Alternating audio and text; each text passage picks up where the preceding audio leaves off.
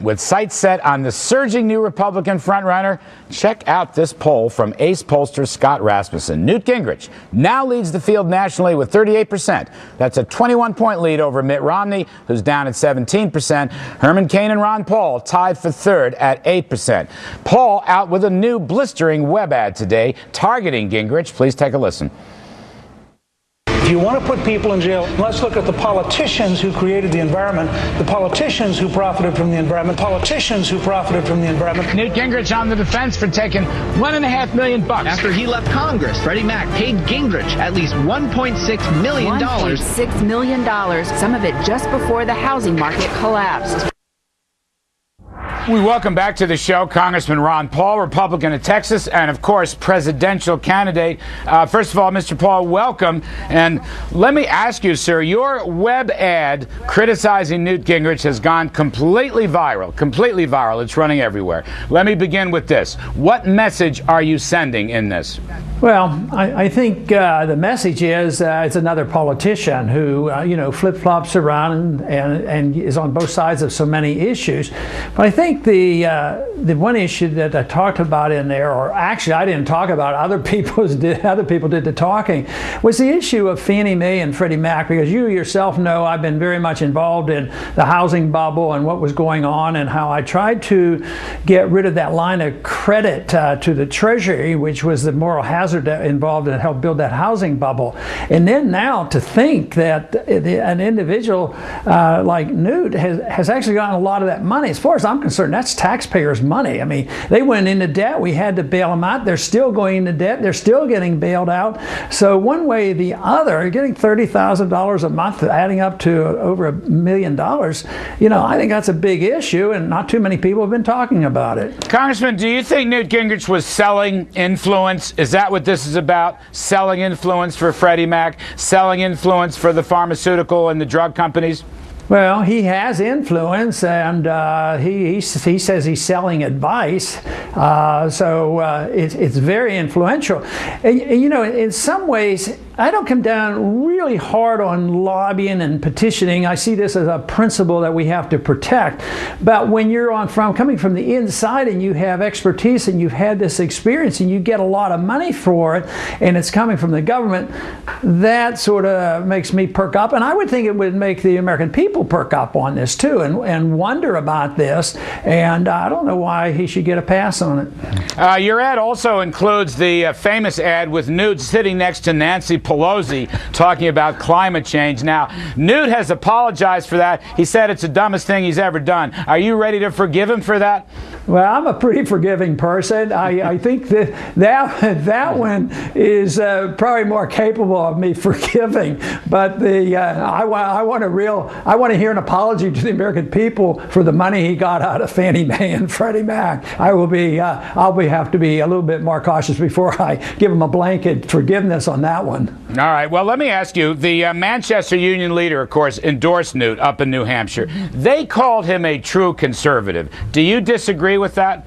Well, when you define words, there's some subjectivity in that, but I think most of us agree that what a conservative is. No, I wouldn't consider him, from my viewpoint, as being a conservative. Of course, I'm more libertarian conservative, and I don't see him as a civil libertarian. He certainly doesn't want to contemplate anything about our military expenditures. So he's a great distance from me, but I wouldn't put him into the category of being conservative. In the Congress we have on the tough votes or the controversial votes where there'll be a conservative group of us. Sometimes it's 20, 30, 40, or 50. No, we wouldn't have ever seen him in that group. And the policies that he endorsed over the years when he was Speaker generally expanded government. I can't recall offhand how much we ever shrunk from government when he was in charge of what kind of bills would come to the floor. As you move towards the Iowa caucuses in roughly 1 month, are you going to keep up the flip-flop criticism attack on Newt? Will there be additional ads? You're going to run TV ads? Are you going to incorporate this in your campaign speech? Well, you know, it remains to be seen. Those plans haven't been laid out. Quite frankly, I don't get too excited about doing that. I have to really be motivated to point these things out, because I'd rather be able to just say what I believe in and not need to do this. But in many ways, I put some blame on the coverage of this campaign in general, you know, overall, in that just think how little these things were pointed out about Fannie Mae and Freddie Mac with Newt. That wasn't in the media. At the same time, how much energy has been spent on Herman Cain. So I thought there was a gross distortion there. So I just assumed I wouldn't have to do anything like that. I don't enjoy doing it. That is why I verbally don't like it. So, but if I think it's necessary, and if I'm trying to get the truth out about what's happening in the government on economic policy, we need to get the truth out about what people are saying and whether or not people can depend on what they'll do in the future. Two current events that I haven't heard any of the candidates weigh in on. Yesterday, as you know, the Federal Reserve lowered the borrowing costs for their dollar swaps with Europe. Do you worry about that? Do you think the Fed is getting involved in the European mess?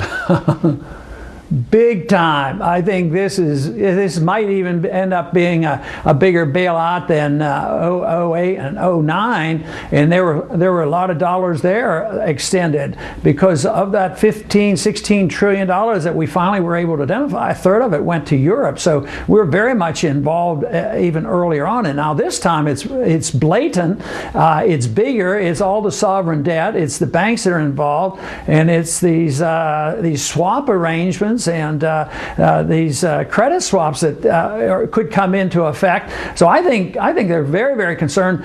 But the whole irony of this is they're placing the dependency on the dollar to bail out everybody. And I've argued that that's not possible. And I'm amazed that the world still say, well, the dollar looks like we'll have to use the dollars to bail out Europe. But there's an economic limit to this, and I think we're reaching it. So I think the euphoria of yesterday will quickly pass. Just quickly, I interviewed Richard Fisher, who you know is the president of the Dallas Fed, and in the grand scheme of things, a relatively hard money guy. I asked him what I asked you. Is the Fed now getting itself involved in the European thicket? He said, no, absolutely not. Where is there credibility here? Who's right and who's wrong, Mr. Paul?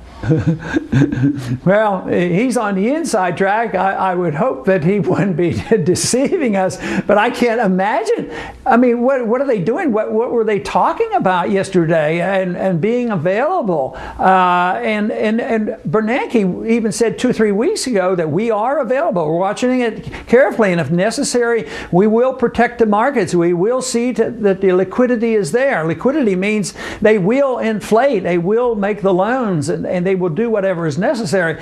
I'd listen to his arguments, but I'd have a hard time believing the Fed isn't very much involved, which means the dollar is very much involved, which means middle-class America is very much vulnerable because they're going to further devalue the dollar, and I think you can expect a lot more price inflation next year. All right, I'll leave it there. Congressman Ron Paul, sir, good luck on the campaign trail. We appreciate your coming back on. Thank you, Larry. All right, again.